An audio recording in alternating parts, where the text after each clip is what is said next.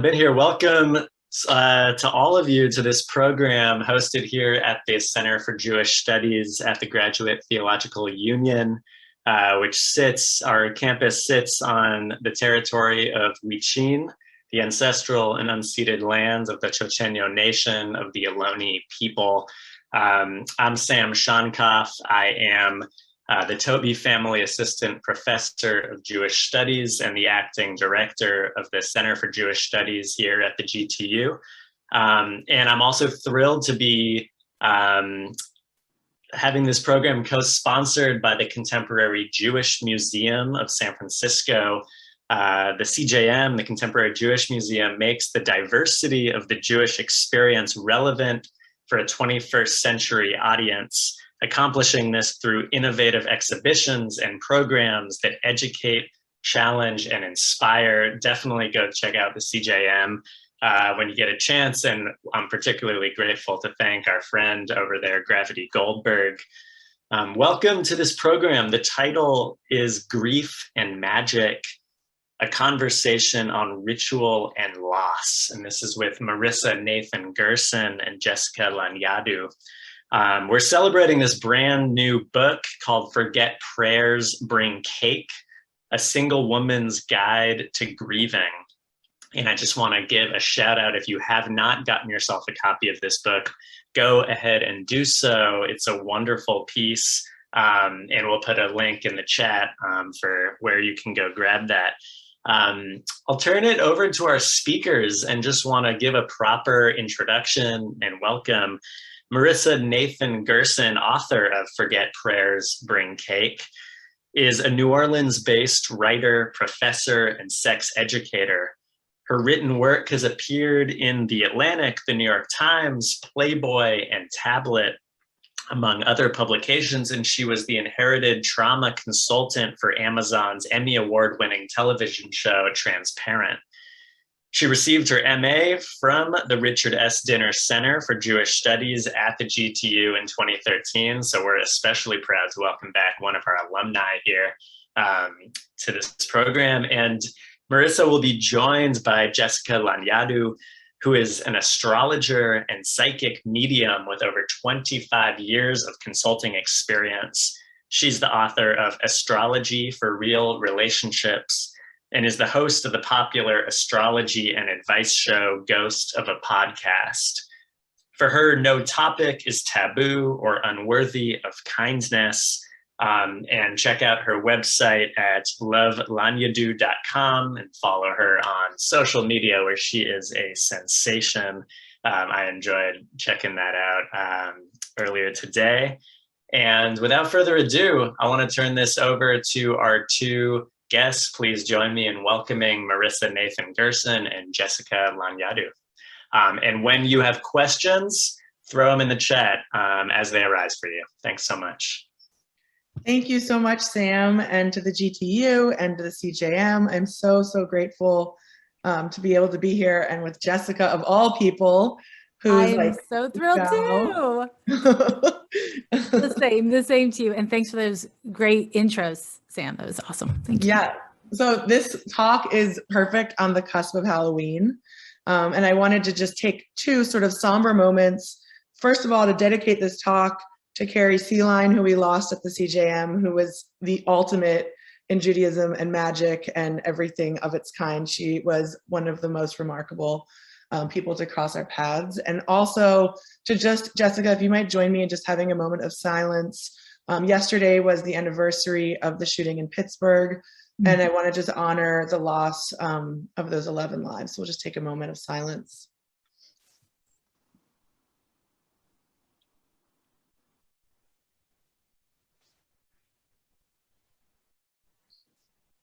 Thank you.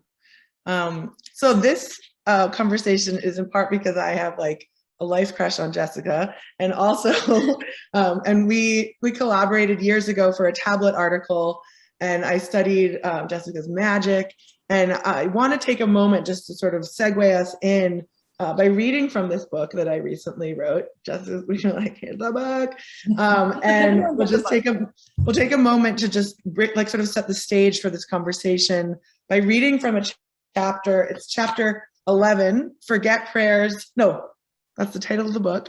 Forget cake, make rituals, memorializing on your terms. So this one is a little bit about what to do with Kaddish. And for me, what's not in the book, I never mentioned COVID once in this book, but this was in the time of, I was grieving when we weren't allowed to gather anymore, which I don't mention, but it's sort of this invitation for innovation and an invitation for the magic that we're going to get into in a little bit. Beside my father in synagogue as a child, I tried to raise myself up and stand for the dead when someone was killed by the police, or when my friends lost their parents, or when any other bad thing happened. In these moments, I wanted to stand for people not traditionally included in the call to rise for Kaddish, people outside the immediate family. And my father, who was thrust into ultra-religious Lubavitcher yeshiva as a child in the Bronx, was a stickler for following the rules, at least in religious spaces, especially when it came to honoring the dead. He wanted grief parsed out. He wanted certain losses guarded. He wanted to draw lines around who was and was not allowed to mourn. And he would always insist that I sit down. Those prayers are for people who lost their parents, their children, their spouse, not for you, he would chastise. I felt ashamed and frustrated and sat down. I remember, however, many years later, all of us on my father's side gathering in Paramus, New Jersey, for the burial of my majestic great-aunt Raya. She attended an Orthodox gender-divided synagogue, and at her burial, when the time came, there were not 10 men. A minyan needs to be 10 people, and an old-school tradition, those 10 need to be cisgender men. We were mostly women, and the rabbi refused to say Kaddish. I remember looking at my father and something strange and profound passing between us as he nodded, indicating that he gave me permission to speak up. We are okay, I said on behalf of my family with my father's consent, with having women say Kaddish. They count for this moment. We want to say Kaddish, I said, and the rabbi was kind and stepped back as I and 10 relatives of mixed genders recited Kaddish for the last Holocaust survivor in our family, a transitioning moment from past to future. When my father died, it was my formal turn at reciting Kaddish. I was finally allowed, according to formal Jewish law, to stand. I had lost, and just switch so I can look at y'all. I had lost an immediate family member, a parent, and was expected to stand every single day at a minyan, saying the formal Kaddish on his behalf for 11 months after his passing. I knew how much it meant to him, and in so many ways to me, to practice and enact this ritual. Despite New Orleans having despite New Orleans having a large Jewish community and a lot of synagogues, a daily minyan is generally hard to come by in a smaller community, especially in less Orthodox iterations. When I couldn't find a service in my sect of Judaism, I tried doing it, I'm just going to fast forward with Chabad, and tried doing it alone in a group of Hasidic men, and that also just did not work for me. I felt guilty for not saying Kaddish in person with a group of 10 people daily, for this mandated daily prayer for the dead that I was determined to follow. To say, to make into an honoring of both my father's life and my own grief, I was going to have to improvise. Even with my innovative individual practices, I was still cursed with this ongoing fear. Was I a bad griever? When this fear arose, instead of lying in bed and hating myself for not being a better Jew, I made my own group rituals. I knew for my father, as I imagined him, this was good. And I knew for me and my grief, I needed more communal witness as I navigated loss alone. This is the time for ritual. This is the time for making it up. And forget prayers, bring cake.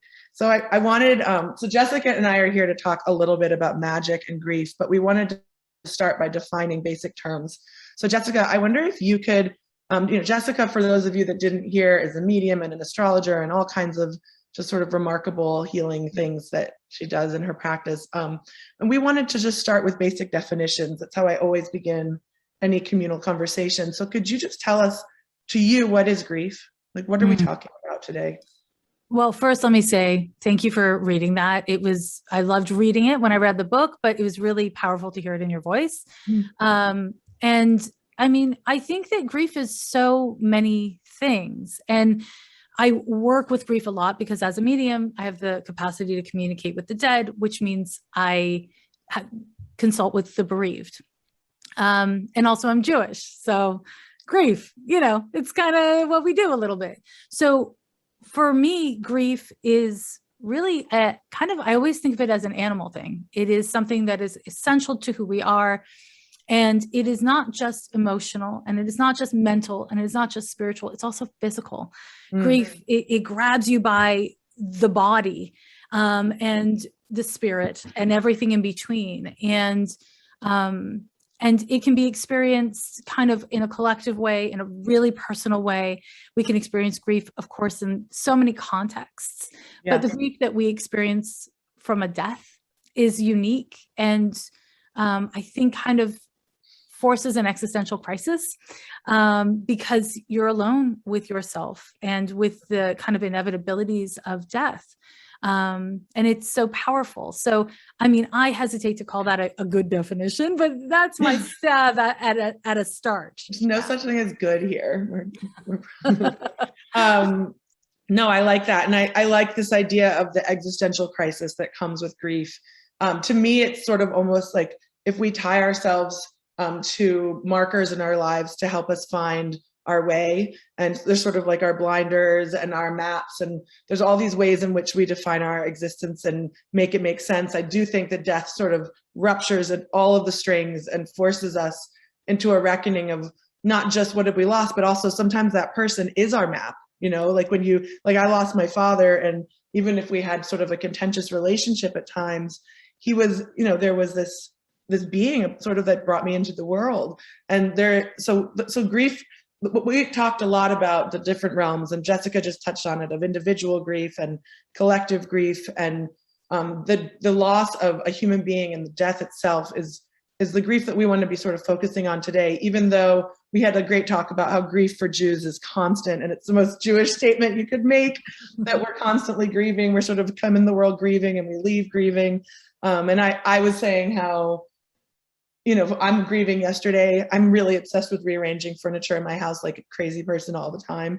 And I'm always grieving the last arrangement. Like there's always things that we're like, so grief is about letting go, but it's also about, I think, as we segue into it, this unification of worlds. And I'll mention quickly, just sort of on a Jewish Torah study scope, since we are at the CJM and also at the GTU, this idea of Pshat, Remez, Drash, and Sod, for those who know those words, the idea of Pardes in studying of Torah and Talmud, there are four worlds in those, right? You have the simple world of the Pshat, the right here, right now, I'm in a room with pom-poms behind me, but then there's the hidden meaning, and there's the message, and there's the story, and then the Sod is the secret. And I think part of what happens also with death, and this is one thing Jessica and I got into, is that it forces these four worlds all to be addressed. Like we don't get the comfort of Pshat. We don't get the comfort of just one simple meaning. We must reckon with all of it. And many of us don't have the tools. Do you want to talk more, Jessica, about like the human nature of not having the tools for grief? Yeah. I think some of it is that when we undergo grief, when somebody dies, it is actually meant to change us. It's actually meant to stop us in our tracks. And the wheels of capitalism do not stop turning. And it's not exclusive to capitalism. The wheels of life do not stop turning. And so I think so much of what ends up happening is that everything inside of us demands that we experience what we're experiencing. And depending on your nature and your culture and your circumstances, it can either bring you to your knees or you can bury it really deep. And I don't know that there's better or worse. It's about what you can do in the moment with something that is that leveling. And there's just so much to say about it, because there's so many ways that it can settle in the system. For me, when I work with people, I'll just say that I have seen grief and bereavement present in so many different ways. But the one thing that I always see is that there's an encounter with ultimate aloneness and the ways in which each of us in a moment or, whatever, engage with that ultimate aloneness can be really defining to our experience of that grief. And it's living. It doesn't just stay, it grows and changes, which I think you do a great job of talking about throughout the book. So yeah, absolutely. It's so nice to be talking about this book because I was on, we've had a very seriously weird time here in New Orleans since the storm that forced us out of our lives. So this book feels like it was like in a coma and now we are awakening it. It feels nice. And I think when I was debating what the title of, I knew the title of the book before I wrote the book. So when I titled this book, Forget Prayers, Bring Cake, A Single Woman's Guide to Grieving, we did have a discussion about, should it be like a single person's guide? Should it just be a guide? Should we get rid of the woman? Should we make it not gendered? Should we make it, and I was thinking actually about, I think it's like a book for men called The Lesbian's Guide to Getting It On. Do you know that book? No. And that was what I was like, well, that book anybody can use and this book anybody can use. But the idea behind it was a little bit of what you were just saying about who's better than a single woman to guide you in grief, because we are like in this loathed, fearful position of a person, and in one of my classes, I teach at Tulane, and we were talking about like ideas of marriage, and one of the big fears that they've been instilled in is the idea of being the cat lady. They're like, we just don't want to be the spinster. And I was like, you mean you don't want to be the witch so like all these words that are used to describe someone who chooses not to be married. And the reason that I just want to get into that a little bit, like just the difference for a woman who's living alone in these times, I didn't talk about it in the book, but I wrote this book during COVID. And I was alone in my house and I wasn't allowed to see people, and I was writing about death. But I think this sort of, what I've found is that women over 70 have been the audience that's most impacted by this book. And they're mostly married, and it's making them revisit their past lives with grief and then coming back to this moment. And the idea, I think, that's at play in a book that's by a single woman and a guide to grieving is not, it's sure at times I speak to single women throughout the book. But the idea more is that I've dealt with being alone, and then also alone with this existential burden of grief together. And that is like it's a pretty heavy sword. And if you can carry it, then you better give people what you've learned. And as we sort of segue into hearing more from you about magic and grief and ritual, I will just say that for me, in that time of isolation and grief, my dad passed away, I think 2 months before COVID hit. And luckily my mom moved in with me. Shout out to Joan. I don't know if you saw, I wrote a piece about it for Modern Love. But she moved in with me for 53 days. And then after that, there wasn't really anyone in the house. And that's when I started writing the book. And what I found was that, as we talk about it in a moment, that ritual and practice and ways in which I got to invent my own relationship to my grief and my own relationship to creatively engaging with every moment, that almost gave me a rebirth on a regular basis so that I wasn't so alone. It unified me with something bigger than me. And that is, I think, a little bit what we want to talk about today, is why that magic is so powerful, why ritual is so important in this time we're in, why it gives agency to women, why it gives agency to anyone across, the entire gender spectrum, and how important it is as our structures are falling to find the power internally to make our own structures. So on that note, before we get into the depth of magic and ritual, I want to ask you, we had spoken a little bit about 3G, and 3G for me is a word that means third generation survivors of the Holocaust. And Jessica and I both happen to be children of Holocaust survivors. So I would love, Jessica, if you wouldn't mind just sharing a little bit about your family background, and then B, how that relates to grief, like how your position in that family line relates to your understanding of grief. Yeah.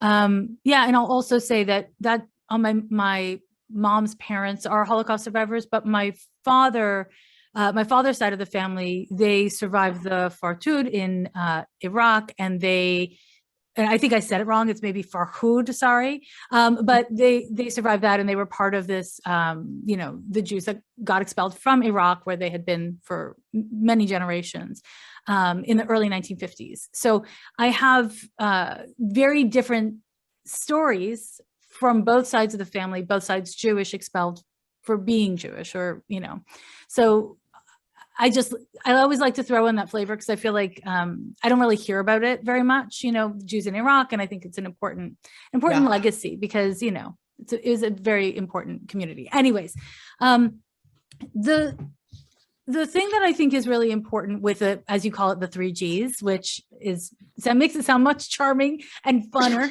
than it is. But well done. Yes. Is it has so much to do with, I'm going to speak about it kind of from my lens as an astrologer. Mm-hmm. We can see inherited trauma in the family, because when a person goes through something traumatic, what we do is we develop coping mechanisms, a worldview, trauma patterns, whether they're maladjusted or well-adjusted. And many people cultivate community around these things. And this gets passed down through generations, and this can be seen within the birth chart. And from a lived experience, I mean, there's also like the epigenetics of these things, but I think there's like a very strong, within Ashkenazi Jews, a very strong cultural value of talking about it and identifying with it. Whether it's, you talked about in the book about like talking to a Holocaust survivor who's like, you're saying you're suffering, you had a bad day at school. You know what I was doing when I was your age? I was in camps. That you didn't suffer. There's no suffering for you. I suffered. And I grew up with that as well.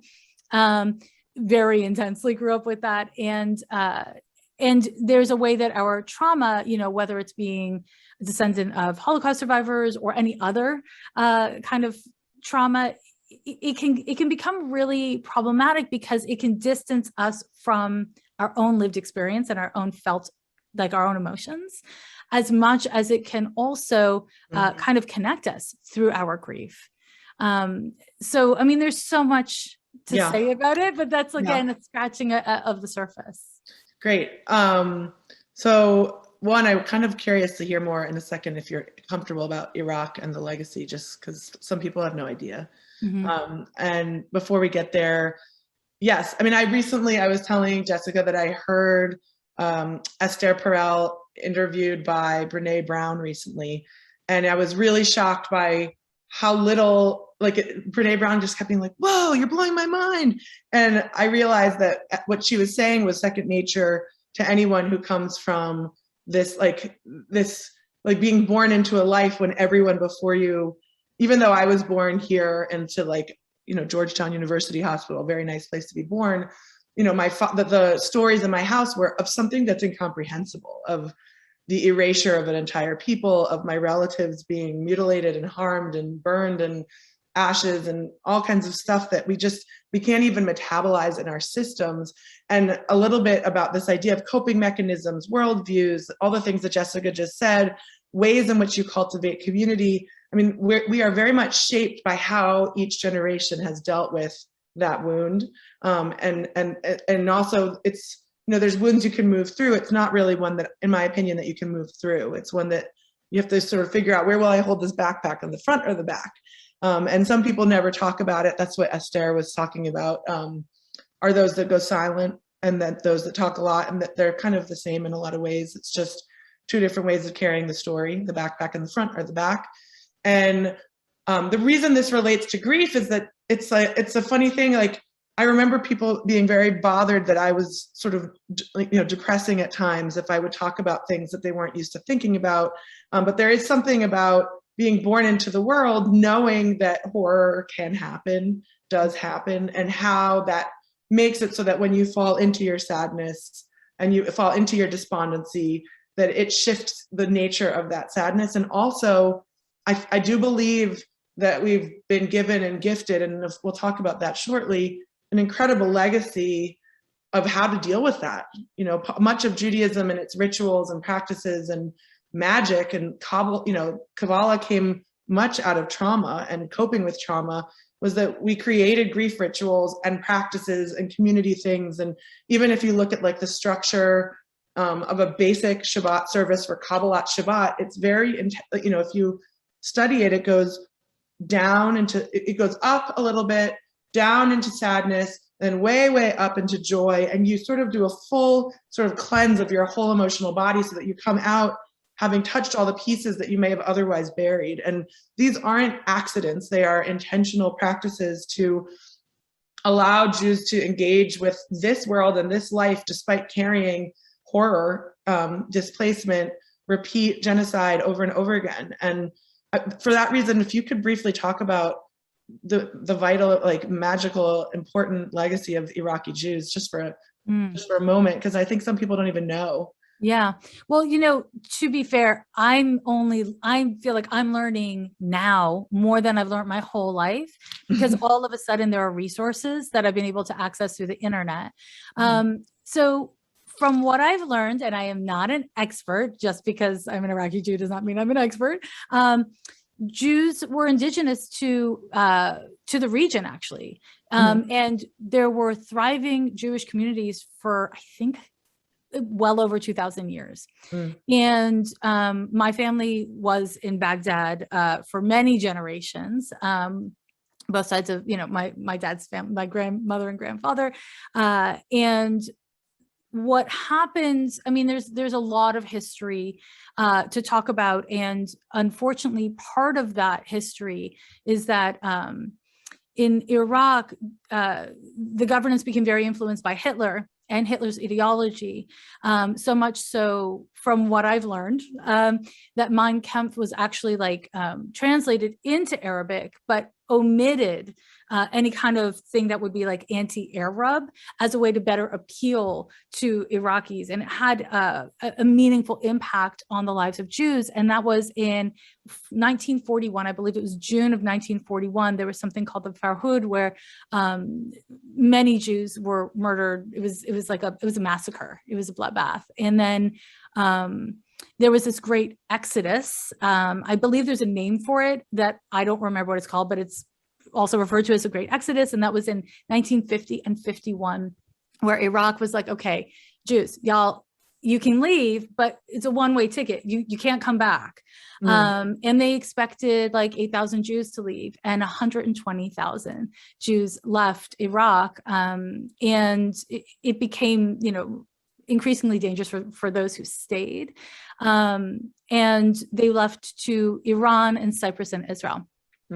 And in fact, I believe at that time that there was, Iraq was like, Palestinians, you can come here, Jews, you go there. But not as many Palestinians went to Iraq as Jews went to Israel. So yeah. Wow. Yeah. And so for you now, I know that we talked a little bit about sort of your reverence for Jewish rituals around grief. And we maybe we need to start, before we talk about those rituals, maybe we should do another moment where we define what is magic. Because I think maybe part of even surviving Iraq and what is magic? I don't know. I think you might know better than me. I have been thinking about what is magic and what is ritual in preparation for this talk. And at first my thought was, I don't do rituals. I don't do rituals anymore. I used to do rituals all the time. And then I realized it's not that I don't do ritual. It's that ritual is so integrated into my mundane lifestyle that I don't even think about it as ritual in the way that I used to. It used to take so much setup and intention. And now it's like reflexive. These are organized into the fabric of my life, which for me is living a magical life. Magical life is mundane. It can be mundane. And I think that, can you tell us sorry to interrupt you, would you mind telling us some of your rituals so we understand better?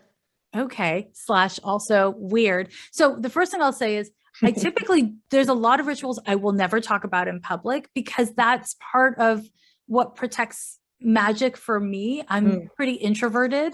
And I tend to do my spiritual work in a lot of privacy. For me, candle work, which feels very inspired by, the Shabbos I grew up with. But a lot of candle work is a part of my ritual life. There are ways in which I connect with energy in a space or myself or the people I'm engaging with ritualistically at the onset of an interaction or at the closure of an interaction. If I find myself like really concrete example of that at the onset of an interaction. Oh, okay.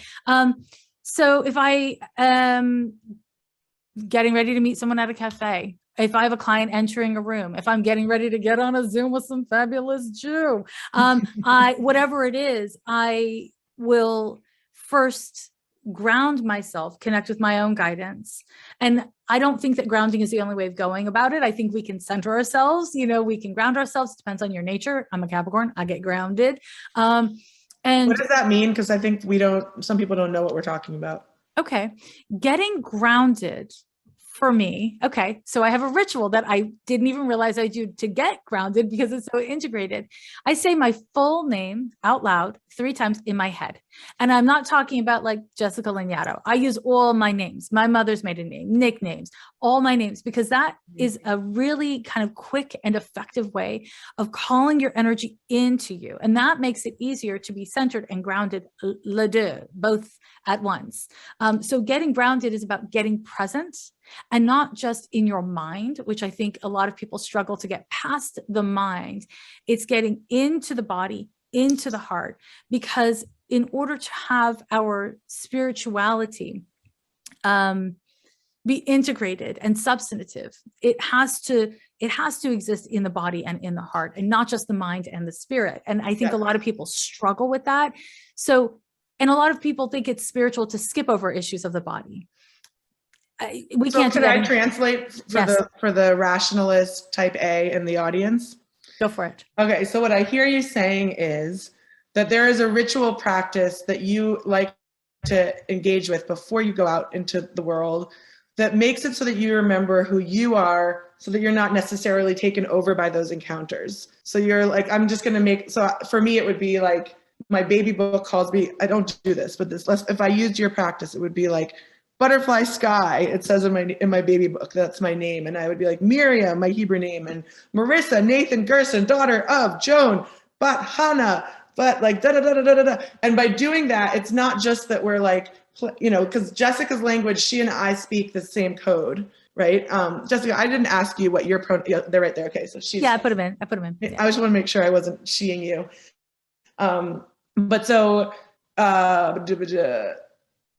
Yeah, so Jessica and I speak the same tongue, right? I know what she means when we say energy, but for those that don't play by our game book, we would love to just explain that it means simply finding methods and practices to help you remember yourself, so that when you go into the world, you're operating from a place of integrity and not from a place of like sort of, oh, they want me to be this way, I'll be this way, and they want me to be that way, and I'll be that way, so that you can come with all of you to the room. Is that fair? Absolutely. And I think I'll just add to that in these days of COVID and so much social unrest domestically and globally, there is a morphic field, which means a collective feeling and weight that we are all experiencing, and some of us really consciously and some of us not as consciously. And it is really wise, in my estimation, to remember who you are, to be able to ground into your body and into this moment, so that when you engage with the world and all that is happening, you don't lose yourself, so that you can show up. It's really hard to show up when you lose track of yourself. And it's easy to lose track of yourself when you are overwhelmed by the suffering of the world. And becoming cold and unbothered by the suffering of the world is not a great solution. It's not a great solution. So it's really about getting grounded so that you can be present without ingesting it all, taking it all in and on. Yes, awesome. And a lot of what we spoke about in terms of Jewish grief rituals, many of Judaism has like this incredibly rich treasure trove of both magical and not magical. Like, to me, magic means the unification of pshat and sod, for those that speak the Pardes, like biblical Talmud study tongue. So that's the unification of the secret world and the mundane world. That like magic means that we're not looking, just at this one thing. That we talked about this I did like a philosophy salon in New Orleans recently, and we spoke about how even like a physicist or an astronomer who knows, this is how the world works, that they know the black holes also exist. That's sort of the idea, is that you know that there's the inexplicable and the explicable, and can we engage both at the same time? For me, that's what magic is. And much of what Kaddish is, and much of what Jewish rituals, that, you know, if you want to know more, buy the book. There, you know, it outlines all of the Jewish rituals around death. But there's time measurements, like time gets warped when somebody dies. Many of us are just simply reborn in that moment, and that the year doesn't begin at like Rosh Hashanah or January 1st. The year starts, the Yahrzeit year starts with the burial of the dead. And so we have, you know, 7 days for Shiva, we have 30 days for Shlashim, we have the Yahrzeit of 11 months, the unveiling, and all of that is rooting us right here in this moment, or tearing of the cloth and having your clothes be part of the ritual, or Kaddish, where you're supposed to be in a community and you're supposed to be seen and witnessed in theory. And what I wanted to mention is that I do think, so I wrote this book for a couple of reasons. I wrote it, one, because I realized that when I was grieving, when my father was dying, even before I was still grieving while he was dying. The man I knew was gone. I would say September of 2019, I lost my father as I knew him, and my father died on December 1st. And I would love to have him, you know, September and October and November of 2019 I still wish my dad in that form was here, but I was grieving already. I had already lost so much. And so there were two reasons I wrote the book. One, I knew I was grieving and dealing with my grief very differently than my brother and sister, and how they both have partners, and that my lack of a partner meant that I was having to call in action and community just totally differently. But also in that time, I was really disappointed in a lot of the people in my life because they were scared of death. And it comes back to what Jessica was saying about using your magic or your ritual to find a way to stay with you so you can handle this crazy, crazy place we live in called this, you know, I would say for now, just say America. But you know, the chapters in this book some of them are for the griever. And honestly, I think I was right. I like dated a couple of different men before my father died who would tell me their biggest fear was their father dying in their whole life.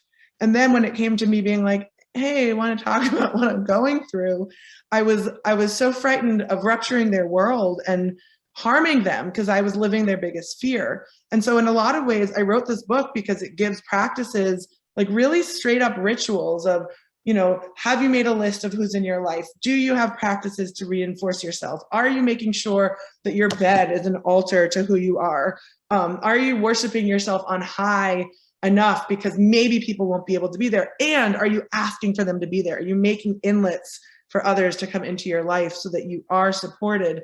And I really believe that I was writing to those who I knew wanted to support the people that loved them, that they loved and that loved them. You know I have someone recently asked at a bar mitzvah, someone came up to me recently and was like, you know, I want this book because I need to support my wife as she goes through it. And there's just a lot of these practices are physical in the book of, can you make sure that you've taken, that you've bathed? Can you make sure that you're being fed, that you're eating food that makes you feel good? And it sounds so stupid and kitschy and cute, but it's really based, much of it's based in Jewish ritual and Jewish practice around death, and ideas of how you treat a mourner. Things that I learned when I was in yeshiva about, you know, making sure someone's sitting lower than everyone else, honoring that they should be fed no matter what. I remember at the first night of Shiva in DC that we had after my father passed, I was sort of like, who's going to bring me the food? Because I'd like learned from these rituals that I would be cared for. And it was funny, nobody did, except for there were these volunteers from our synagogue who were like Shiva hoppers.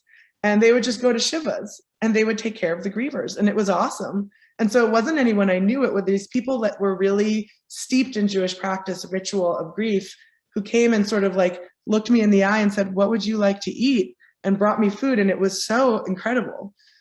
So yeah, this book was written to do ritual practice and honor our innate ability, even if it's not socially prescribed, even if the country doesn't tell you to do it today, even if your president doesn't say do it today, that you still can autonomously choose to practice ritual, to connect with the divine, to connect with your people, to connect with your body, to connect with your history. So yeah, I would love for us to talk more, Jessica. Just we have like a few minutes before we'll take questions about, you were talking a lot about like the emotional intelligence of grief and magic, and a little bit more about what you do as a medium and what you're offering people. Besides, the astrology is incredible. And also you're really offering people a lens with which to empower themselves in a time where, especially this book, the part of why I said a single woman's guide was because I was being disempowered. I was being told that I was wrong for being single, that I was like a disgrace, that I was messed up, that we should have a way. And so my goal was empowerment. And I'm pretty sure your goal, amongst others, is to empower autonomous, positive behaviors in individuals as magic. Like magic isn't so crazy as much as we think. Magic is like the practice of connecting to past, present, and future in this moment. So I'd love to hear more about how you do that for your grieving clients. Well, in terms of being present for grieving clients, it's incredibly simple. And most people don't know how to do it. It's listen without judgment for as long as needed and bear witness. And I think we underestimate the power of bearing witness, especially to pain, because everyone's scared of burdening others with their pain. I am, you are, everyone is. And for me as a practitioner, being able to be a safe space where I can simply be a witness for the intensity of their pain is one part of my service. My intention is not to make people feel better. Of course, I would prefer that. My intention is to have an authentic experience. And the truth is that from my experience as a medium, when we die, the body dies, this life is over, but we don't die. That this life in this body is inside of our souls, that our souls are not inside of our bodies. So our bodies persist. And, my grandmother, who's still living, she always says to me, oh no, when I'm dead, I'm dead. Don't talk to me. I'm done. And I respect that. Don't talk to me. I'm done. Yeah. She's don't just ask like, for advice, nothing. She believes that when you're dead, it's lights out. And that's her hope, and I respect that. And also, we shall see. But for me, when I connect with the dead for the bereaved, because I only do it for the bereaved, it's really, the reason why they call it being a medium is because I'm in the middle. It's not about my agenda. Sometimes the dead have a really uncomfortable message. Or, the bereaved is angry or hurt, and there is a conversation that needs to occur. And hopefully it provides peace, and validation, but it doesn't always. I mean, it honestly usually does, but it doesn't always. And I say this because I don't want to pretty up any part of grief, because it is ugly. Grief is ugly, and it's supposed to be ugly, and it's okay for things to be ugly. I mean, it's not awesome, but it is okay. And I think that needs to be part of what we incorporate into our rituals. There's this like Instagram trend of rituals being so cute. And sometimes they are cute. Sometimes we want to make our rituals incredibly cute. But if we're over fixated on what they look like and not on what they are, then we miss out on the parts that are difficult to look at. And those parts need to be part, as cheesy as it is, it's like every light casts a shadow, and we need to integrate shadow into our ritual work. Yeah. And, a loss can be transformed into something joyful and ecstatic even, but that's not my goal, unless it's my client's goal. Well, although I would say that at least not the immediate one, because over time, I really believe, especially from this book tour where I've been in conversation, I've been in conversation with grievers since August nonstop. And I've been listening and hearing, and what I really truly believe what you said at the very beginning, the grief is 100% meant to change you. And that when we have that moment, it is the end of the world. It's the end of the world as you knew it. And then you go through this ugly, nasty birth where grief will mess you up. It'll take, you'll grow horns, and maybe you'll grow fangs, and you'll come back completely different, but you still have the rest of your life, right? I miss my father all the time. I miss him. Oddly, every time I go to the dentist, I cry for a very long time how much I miss my dad, because we were comrades in dental pain. But I miss my father all the time, but that doesn't mean that grief hasn't morphed, changed, and also salted me, so that I'm totally different. My hair turned pink. I'm just like, I want to segue in a moment into these audience questions, but I just want to return briefly to this book. The end of my book specifically and intentionally comes back to joy. And I don't think joy always comes right away, but I would say, at least for me, if I were to, someone asked me, oh, would you like to become a grief therapist now? And I said, no, I'd really love to become a sex therapist now, but not a grief therapist. But one of the things that I would I think that there should be this sort of carrot dangled in the future, whether it's in 3 months or 7 months or 2 years or 7 years, where joy comes back. And when it comes back, and it does come back for most people, maybe not everybody, it's new. It's different. It's like the drum is louder and the thump is bigger. And some people, it just breaks them. And I get that. But I think if we hold joy as sort of this imagining us ringing some bells here at the end of the tunnel, at least here in New Orleans, the idea of you returning back into the practice of going down, in the second line, to misery and sadness and the dirge, and then up into dance and raising souls and doing justice to your ancestors by coming back and stomping your feet on this earth until you're done. And I really believe in the power of joy. And I'm just going to read the closing sentences from my book, and we're going to transition into some audience questions and continue this conversation. I'm just going to, there's a whole exciting, in my opinion, the last chapter is the most wonderful, but I'll just read this one sentence, a couple sentences. I had wailed. I had beaten my chest. I had torn at my hair and tossed myself toward the grave. I mourned. I was the bereaved. I grieved. I lamented. I lay down flat, kissing the earth. And as is the way, joy did, in fact, return. My father did not. They who sow in tears shall reap with songs of joy. I grew up hearing the expression, never forget. My father even wrote it as an epitaph to a 7th grade research paper. It's about remembering the horror of what happened to our family, and I will add maybe yours.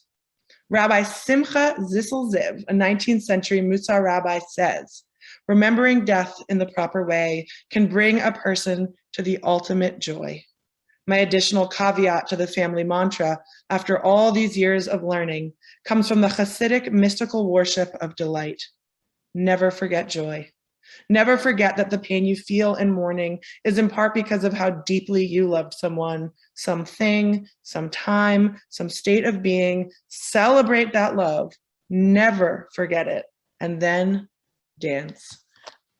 I'm not sure I love that last dance part, but let's, Jessica, I could talk to you for 7 more hours about everything under the sun and the moon and the stars. But I think we should jump real quick into some of these audience questions. And Sam is going to be our liaison into the world of audience.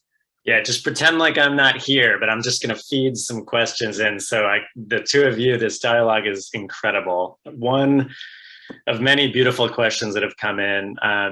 This is, someone says, I'm curious about the idea that the calendar of grief begins at burial. I've always thought of it beginning at the time of death. And that is an interesting piece. And I'm curious, this person is curious to hear you reflect on that kind of liminal space as a griever between death and burial.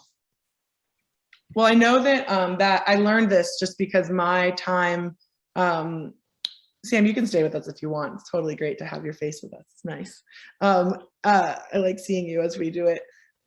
I learned this from Rabbi Jill Hammer, who's the ultimate in, she's founded with Te'amah, she founded the Kohenet Hebrew Priestess Institute. And I actually called her after my father died because it was just, I was going through weird spaces of emotional turmoil and conflict. And I was beyond liminal. It wasn't that I was suicidal, nothing like that. I was just literally in a state I couldn't navigate whatsoever. And she just was like, well, you're in the state of aninut. You're an onenet. And I had never heard that term before, but it's this state you're in from the time of death until burial, where you've lost above, below, between, you're suspended. And you are not to be expected to be polite, to be kind, to be rational, to be normal, to again, expected by whom? You know, I live in the South and the word rude is often used or appropriate. And I'm always like, according to whose paradigm? But yeah, and I do believe that the burial itself is the moment where you're actually rooted in a new concrete thing. You're rooted in the earth at that point. And so that's when you begin the practice, because up until then it's like, blah, blah, blah. Mm-hmm. Beautiful. This is a question for Jessica. As an animal communicator and a medium, what differences and similarities do you see between the passing of humans versus the passing of pets or non-human animals, both from the side of the dead and the grieving? Good question. From the side of the bereaved, losing an animal friend is so much harder in some ways than losing a human, because you have this unconditional love. They never said anything shitty to you. They never hurt your feelings. They never missed an appointment. They live with you. They take care of you. And it's hard. You don't get to ask them like, hey, are you okay? Like, are you okay with the way I took care of your health through this medical issue or whatever it is? So there's this way that it can be so much more emotional. Those relationships are like really emotional and physical. They're not mental. And so the response to the grief is so emotional. And I have seen people so completely leveled by the loss of an animal friend, I think because of that. In terms of how they are, animals are much better than us at dying and at grief in general, because their great and powerful Oz doesn't get in the way. Like, there's a way that we intellectualize our emotions, we intellectualize our experience, we want to justify, we want to defend, we want to show up for other people. Animals aren't doing that. And so there's so much more grace, which means it's uglier, messier, and louder sometimes. But there is more grace to it. I'm not sure if I answered the whole of the question, but I think I did. I think that's perfect. Okay. Agreed. This next question is from Professor Nomi Seidman. And the question is wanting to help other people deal with grief your way of dealing with your own grief? Really amazing to hear you talk about this, Marissa. Thanks. That's a great Nomi Seidman, Guggenheim recipient, and my professor when I was at GTU. People have asked me that, like, is this how I was coping? I don't really know, honestly. This just happened to me. Like, I remember a friend of my sister's fell in love, got married in like 3 months and had a kid all of a sudden at once. And it was all just like lightning struck. And this book feels like lightning. I just don't know how this happened. I'd been trying to write books for a very long time about many different things, including the novel I wrote at GTU as my thesis. And I don't know the answer, but I don't know if it's helped me or hurt me. I don't know if I've buried mine more as a result or uncovered it. I did have to relive the hardest part, and my mom was really incredible for that, because I really needed someone to sort of hold me up from the grave. But last year in the winter, I was by myself here in this house, and I was having to write. I felt really strongly about writing the death and dying scenes and also the funeral scenes, so that people so they could read this and that they could dissipate their fear of death. And to do that, I had to relive it, and it made me really sick. Like I would like lose my legs for a while. Like I just had to, it took the wind out of me. And I feel like my mom was just sort of like, if you imagine her at the top of the Zoom screen, she's like, get back up, kid. She really helped me hold that. But I think maybe that was useful that I relived it. Maybe it ruined me. I don't know. Oh man, we have some really beautiful questions. I'm going to jump to another one here. This is from Maggie Joe Singer, who's teaching at the GTU CJS next semester. Everyone should take Joe's class. Joe says, Shkoyach, with 3 exclamation points. Wondering what you think of Kohelet's proclamation, better a house of mourning than a house of feasting, because death is everyone's destiny, and the living should take this to heart. Seems pretty spot on to me, but I'd love to hear your take. Blessings, Jose. Do you want to go first, Marissa, or should I? Why don't you start and I'll follow?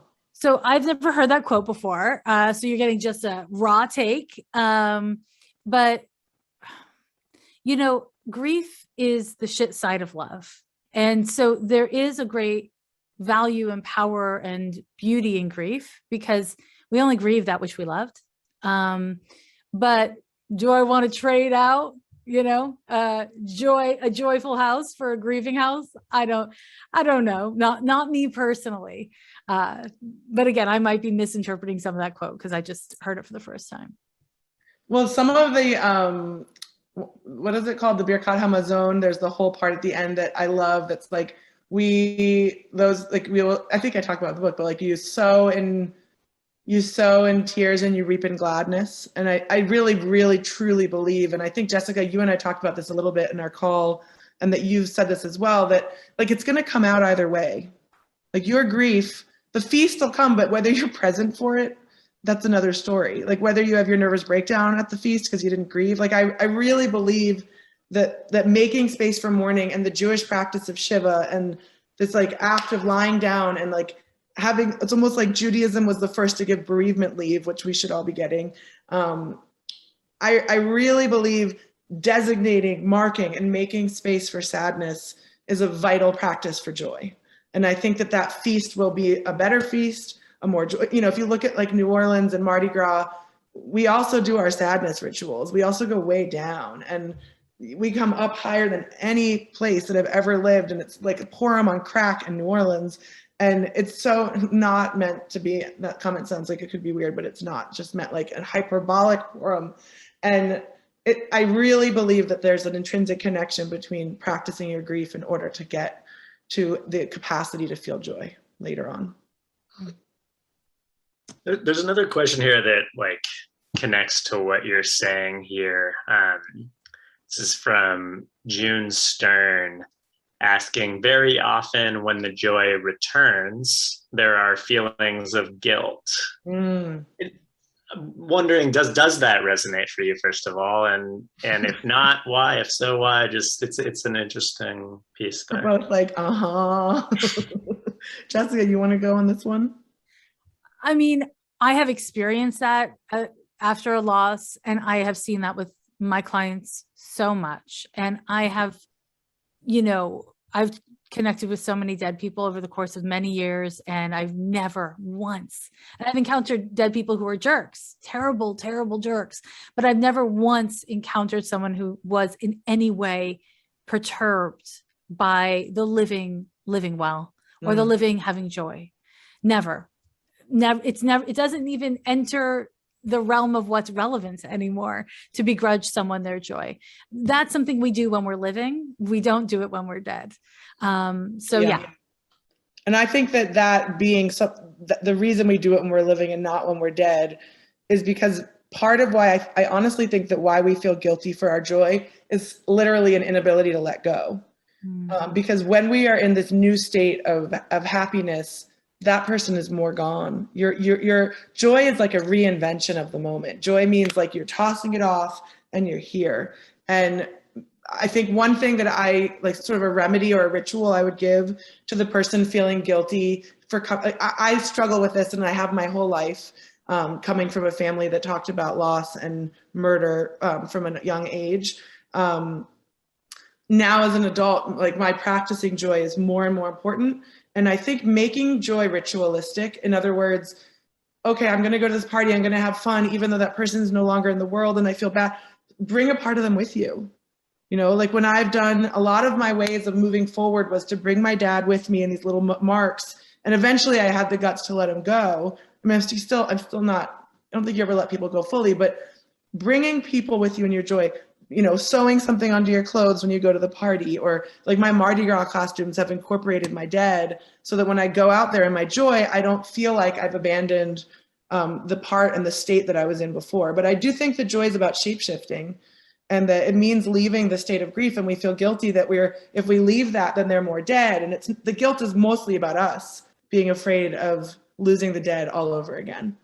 So I say lose them. No, just kidding. I love it. We have so many more like just dazzling questions here, but we have time for one more. And I think this is a good one to end on. This is from Ashley Smiley saying, I realize this book is situated deeply in Judaism and wondering about how it might translate to my Black Baptist self. So something about like the audience for your book, the translatability of this work that you're doing. Oddly enough, almost all of the women that have come autonomously to my readings have been Black Christian women who have read the book and been really happy with it and then come to see me. So I would say it's relevant to any and everyone.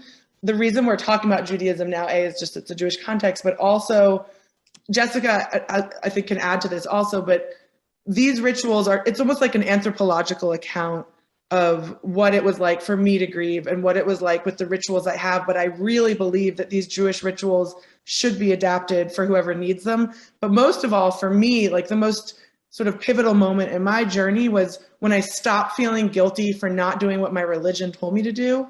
Because I really literally just couldn't. I was living in isolation and my religion mandated 10 people in the room. And at that moment is when I started living again, when I started making my own practices and my own rituals. And I think really my strongest invitation to anyone of any religious background is find that pivot boundary between where you must do what you're told and where you get to take, like right now, as we're sitting here, I have 3 Wiccan candles lit. I'm not Wiccan. I just like that they're colorful. And I like having a candle lit to keep the energy going. And that's fine. Like there's ways of not breaking the codes that you're afraid of letting go of, but also giving yourself permission to find comfort in new and remarkable ways. Yeah. I think I would only just add to this, which is kind of mainly just in agreeing with you, that when I'm consulting with my clients who've lost someone, I will often point them to Jewish rituals because, culturally, religiously, we're pretty fixated on suffering. And so we've got these rituals and we've got these ideas that are really baked into the culture, not just the religion. I'm not a religious Jew. I was not raised religiously, but I'm very culturally Jewish. And so I'm very well versed in a lot of these things, even though I'm not religious.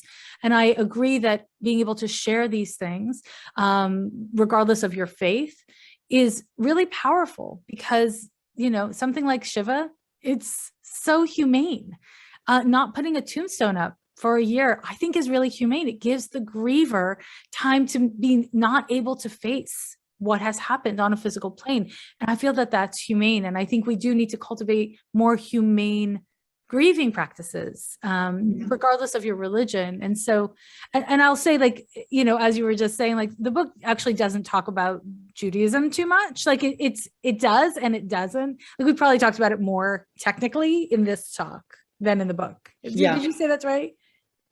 Well, this talk I sort of am I'm showing off because my professors that talk, I focused on sex and gender and inherited trauma at GTU. So I'm like, I learned something. I'm just throwing, but ultimately, yes. I mean, I think, I do think we have to close shortly. And, but I will say that this book is meant for anyone, and it's meant as a guide to, it's pretty secular. And there's like, at the end of every chapter, I copied Heidi Merkin's What to Expect When You're Expecting, the birthing book. And I think death and birth are quite similar, but she did the same thing that I've done, which is make these sections that are popping out and guiding you. So if you don't want to read the book, you can get them. But it's really, I'm speaking to everyone.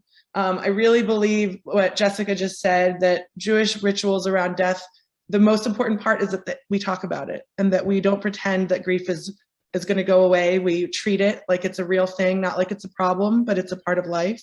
And the fact is that we will all be grieving. Whether we like it or not, that's part of being alive. And the more we're trained and equipped to deal with it, the better. We're always going to be ruined by it. And then we're going to always come back. And hopefully, and the question is like how we navigate with grace. So. Amen. Well, I feel like I'm just want to express gratitude. There's so much more to do here, but Marissa, thank you for writing this book and putting everything that you put into this work. Thank you for sharing it with us. Jessica, thank you so much. Jessica. Yes, and And also get Jessica's incredible book. I forget the title, but it's on my shelf right next to me. Jessica, tell us the title of your book. It's called Astrology for Real Relationships and has nothing to do with death, dying, or grieving.